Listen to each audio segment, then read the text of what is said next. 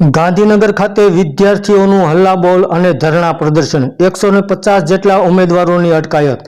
તો રાજ્ય સરકાર દ્વારા કાયમી શિક્ષકોની ભરતી કરવાને બદલે કરાર આધારિત જ્ઞાન સહાયકોની ભરતી કરવાની નીતિના પગલે ટેટ ટાટ પાસ ઉમેદવારોને ગઈકાલે ગાંધીનગરમાં મહા આંદોલન કરતા આખો દિવસ પોલીસ ચારે દિશામાં દોડતી થઈ ગઈ હતી। તો આજે પણ ટેટ ટાટ પાસ ઉમેદવારો સચિવાલયમાં ઘૂસી જઈ મુખ્યમંત્રીને રજૂઆત કરવા પહોંચ્યા હતા। જોકે પોલીસે તમામ ઉમેદવારોની અટકાયત કરી લીધી હતી।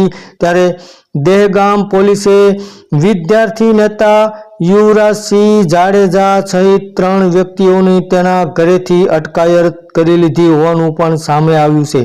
તો આજે ગાંધીનગર ખાતે વિદ્યાર્થીઓનું મોટા પ્રમાણમાં ધરણા પ્રદર્શન અને આંદોલન યોજાયું હતું, જેમાં અલગ અલગ સ્થળ ઉપરથી 150 જેટલા વિદ્યાર્થીઓની અટકાયત કરવામાં આવી હતી, જેને લઈને હાલમાં શિક્ષણ મંત્રી અને સરકાર અને તંત્ર પણ સફાળું જાગી ગયું છે।